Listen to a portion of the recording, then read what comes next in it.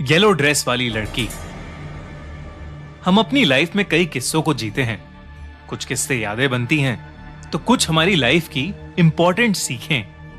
पर रुशिल की जिंदगी का एक किस्सा जिंदगी भर उसके साथ रहा। 2 साल पहले रुशिल की फैमिली ने अपना घर रेनोवेट करवाने का सोचा।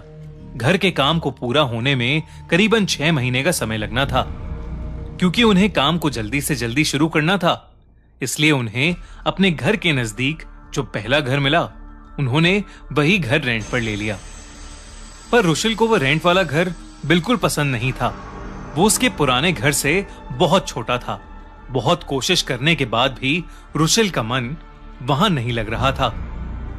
पर उस घर की एक चीज अच्छी थी, उस घर की बालकनी। रुशिल हर शाम हाथ में अपना कॉफी का ग्लास थामे अपनी बालकनी में खड़ा रहकर सॉन्ग सुनता था। उस दिन भी वैसी ही एक शाम थी। रुशिल अपना कॉफी का मग हाथ में लिए खड़ा था कि तभी उसकी नजर सामने के घर की बालकनी पर गई और वहां नजर पड़ते ही उसकी कॉफी का मग उसके हाथ से छूट गया। बालकनी में एक लड़की पीले रंग का ड्रेस पहने खड़ी थी और उसके पेट में एक बड़ा सा चाकू घुसा हुआ था।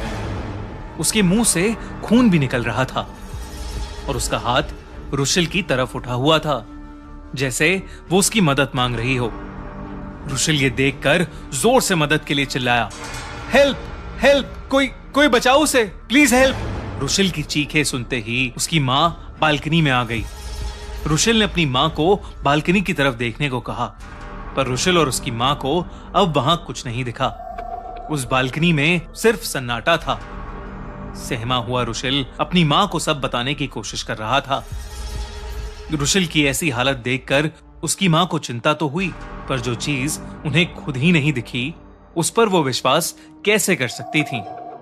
अपनी मां के समझाने पर रुशिल को भी लगने लगा कि शायद वो उसका वहम था, पर कहीं ना कहीं उसके दिमाग में वो हादसा चिपक सा गया था। अगले दिन रुशिल अपने डॉग को सैर कराने बाहर ले जाने लगा। बाहर का रास्ता बालकनी से होकर गुजरता था। बालकनी से निकलते हुए रुशिल की नजर फिर सामने वाले घर की बालकनी पर पड़ी और वो दंग रह गया। उस बालकनी में वही लड़की येलो ड्रेस पहने झुककर गुनगुनाते हुए पौधों को पानी दे रही थी। रुशिल से रहा नहीं गया और उसने जोर से उस लड़की को आवाज लगाई, सुनो ए मिस येलो ड्रेस, सुनो। उस लड़की ने रुशिल की तरफ देखा और धीरे धीरे उस लड़की की आंखों से आंसू आने लगे। वो जैसे ही सीधी खड़ी हुई तो उस लड़की के पेट में पहले जैसा ही वो चाकू घुसा हुआ था और वो फिर से रुशिल को देखकर अपना हाथ मदद के लिए उठा रही थी। रुशिल को कुछ समझ नहीं आ रहा था, पर इस बार उसने उस लड़की की फोटो खींचने के लिए फोन निकाला और उसकी वीडियो शूट कर ली। रुशिल ने फिर से मदद के लिए आवाज लगाई। रुशिल की मॉम एक बार फिर उसकी आवाज सुनकर बाहर आई, पर रुशिल की आंखों के सामने वो लड़की हवा में गायब हो गई। रुशिल की मां को अब लगने लगा था कि रुशिल जानबूझकर ये सब कर रहा है और वो उस पर गुस्सा करने लगी। पर इस बार रुशिल के पास प्रूफ था।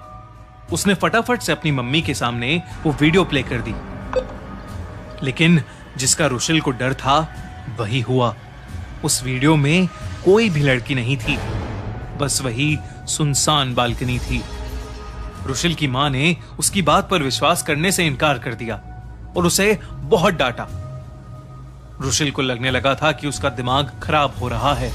उसने उस दिन के बाद से अपनी बालकनी में जाना ही छोड़ दिया, पर उसे अंदाजा भी नहीं था कि आगे उसका इंतजार कैसा मंजर कर रहा था। रुशिल अपनी अर्ली मॉर्निंग जॉग से घर आ रहा था। घर की बेल बजाकर वो गेट खुलने का वेट कर रहा था। तभी सामने वाले घर का दरवाजा धीरे से खुला और दरवाजे की दूसरी तरफ वही येलो ड्रेस वाली लड़की खड़ी हुई थी। रुशिल उसे देखकर थोड़ा सहम गया, पर वो लड़की बिना कुछ बोले अपने घर में घुस गई। रुशिल उस लड़की को आवाज लगाता हुआ उस घर में घुस गया। घर में घुसते ही रुशेल को एक अजीब सी स्मेल आने लगी। अब वो लड़की भी रुशेल को उस घर में दिखाई नहीं दे रही थी। तभी रुशेल को कांच टूटने की एक आवाज आई। वो आवाज उस घर के बेडरूम से आ रही थी। रुशेल उस आवाज की तरफ गया तो उसने देखा कि वही येलो ड्रेस वाली लड़की रो रही है और एक लड़का उस पर जोर जोर से चिल्ला रहा है और जमीन पर एक ग्लास टूटा पड़ा हुआ है। रुशेल कमरे के कोने में खड़ा सब कुछ देख रहा था। रुशेल के देखते देखते उन दोनों के बीच हो रही बहस बढ़ती जा रही थी। रुशेल को लगने लगा कि बात बढ़ने से पहले उसे लड़ाई को रोक देना चाहिए। रुशेल तेजी से उस कमरे में घुसा और उन दोनों से रुकने को कहा, पर उन दोनों में से कोई नहीं रुका। ऐसा लग रहा था कि जैसे वो रुशेल को कमरे में देख ही नहीं पा रहे थे। इतने में ही उस लड़के ने उस येलो ड्रेस वाली लड़की का गला दबाना शुरू कर दिया।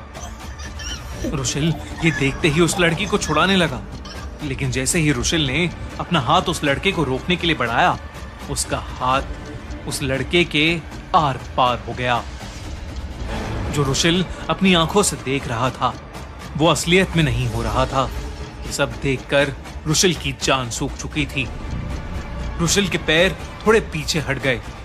वो सुन सा पड़ने लगा था। वो लड़की अपने आप को छुड़ाकर जैसे तैसे उस कमरे से बाहर भागी और फोन उठाकर बालकनी के पास भागने लगी। तभी वो लड़का पीछे से आया और उसने उस लड़की के पेट में एक बड़ा सा चाकू घुसा दिया और वो लड़की वहीं पर गिर गई।